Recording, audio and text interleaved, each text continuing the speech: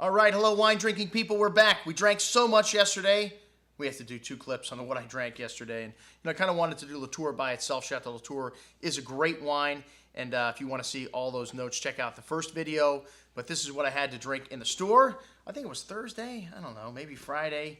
And what day is it anyways? Doesn't matter? No, not when you're drinking great wine. All right. Well, whenever we see the people from Pasternak, we start salivating because this is a company that is owned by Chateau Lafite Rothschild. Lafite being the hottest wine in Bordeaux. Oops, sorry, Chateau Latour, but it was just Chateau Latour a few years ago.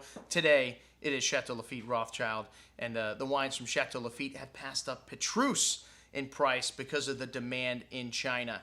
So the first thing that came out of my mouth to Gary from Pasternak was, how much of this Los Vascos do I have to sell to get more Lafite? And he immediately started to laugh. Because I don't think there's any product that the group at Lafite Rothschild Pasternak needs to sell you, because even Los Vascos is on fire in China right now because it says made by the folks at Lafite Rothschild. And hey, these are great wines. I was in Chile a couple years ago, and I got to visit the Colchagua. I got to visit the Casablanca Valley, 2 of the places where this winery makes wines, and I don't know how I missed Los Vascos. This is one of the great properties of Chile, and they're one of the largest landholders, I think, in the Colchagua Valley. But let's start out with the Sauvignon Blanc from Casablanca, because that's an area that's much better for Sauvignon Blanc. And this is a really nice wine, fresh herbs, melon fruit, a little citrus, really zesty on the palate, and a slight briny note to the finish, but a really nice little value at $10, man.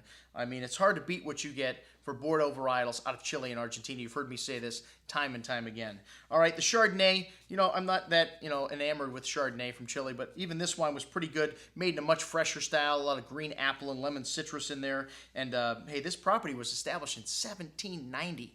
Wow. So the Lafite Rothschild family actually obviously didn't own it back then. They bought it in 1988. So relatively recent in terms of this property's history. All right, next up, this is what we go to Chile for, folks. Bordeaux varietals, the Cabernet Sauvignon, Los Vascos, that you can find in Publix, that you can find in Costco for $10.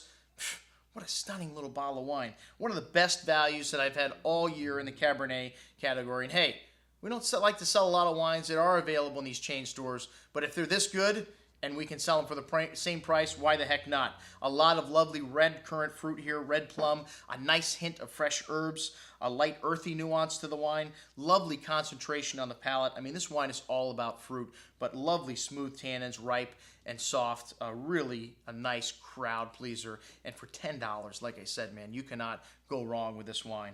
All right, next up, the Reserve Cabernet Sauvignon. And this wine's got a little Carmenere, a little Syrah, a little Malbec in the blend, a lot more complexity on the nose here, a good amount of fresh herbs and fresh earth there, a lot of plummy and curranty fruit on the palate, and some firm tannins here. This is a wine that's got some legs to it. It's 2008 vintage, and man, I wouldn't be surprised if you could hold this wine for 10 years in your cellar. A great little value at under $20, $17.25. Wow. And then next up, the Lady, produced for the first time in 1998. Lady meaning 10 in French, even though I failed French class in high school and college. I still remember that.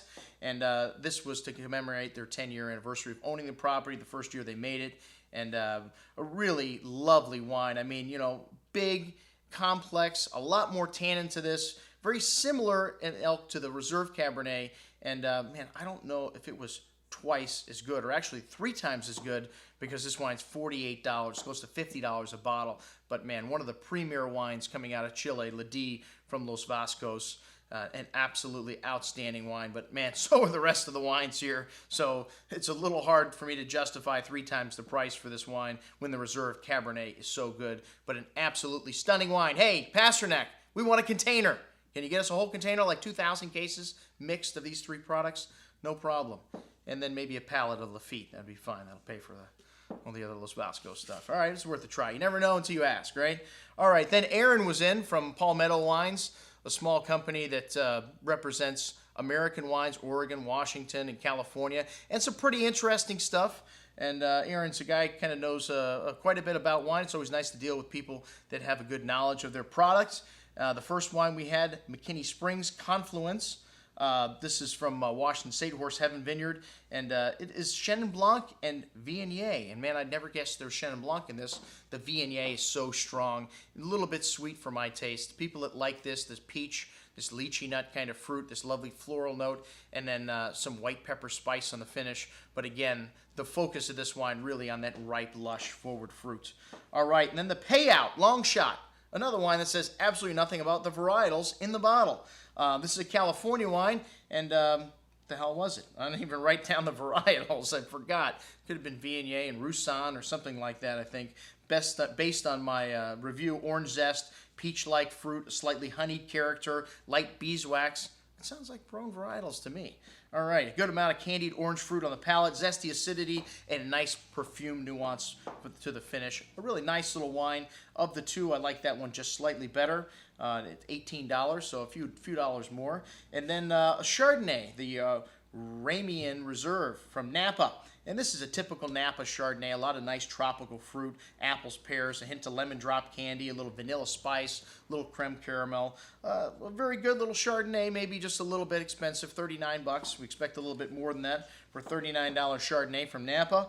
And then Maysara Pinot Noir from Mckinley, 2007, pretty much typical of 07 as a vintage, light red cherry, strawberry fruit, and a nice hint of spice and barnyard nuance. But in the mid-palate, these wines are lacking a little bit of fruit, a lot of them. A really zesty finish, so if you like Burgundy, these 07 wines from Oregon are for you.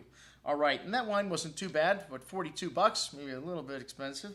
And then the Jack Pinot Noir from Santa Rita Hills, Burning Creek Vineyard. Sounds like some Indian owns this property, but light red berry fruit on the nose with hints of dried flowers and light brown spices. Nice hand of candied Jolly Rancher kind of raspberry fruit. And this wine to me, for less money, was slightly better than the first wine from Oregon 07.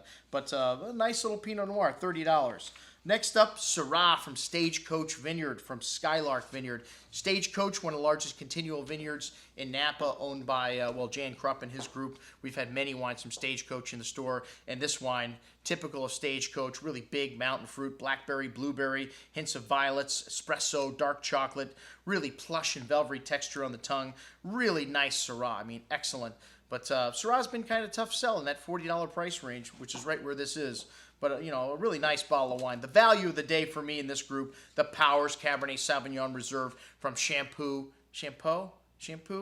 Vineyard and Horse Heaven in Washington State. And there's several people that make Cabernet from the Shampoo Vineyard from Washington State. And theirs are 3 or 4 times as much. Andrew Will is one of the people that we've had in the store with the Shampoo, $40 a bottle. This wine at $26 and change. Man, a lovely little wine. Typical Washington State, a little bit of green bell pepper there, black currant, cassis-berry fruit, fresh herbs, a nice hint of black earth to this wine. Kind of liqueur-like in concentration with the fruit. Big and chewy on the palate. Man, lots of everything in this wine for $26. The best value that we had all day in this tasting. Hey, forgot about happy hour. We always have a few people in here Friday for happy hour, and Charlie was in to celebrate the birth of his newest nephew. 2011 is his vintage, and the closest he could come to that was 2001. So we enjoyed a little bit of this Petit Verdot V from Viader, and then Robert had to, ante up with something equally as nice. This little Cabernet Franc from Soder, the Little Creek, an outstanding wine. Unfortunately, I didn't get to try it. I was too busy getting ready for Chateau Latour. All right, folks, I'm your host, Andrew Lampasone, signing off for the Wine Watch, saying remember, always drink the good stuff first.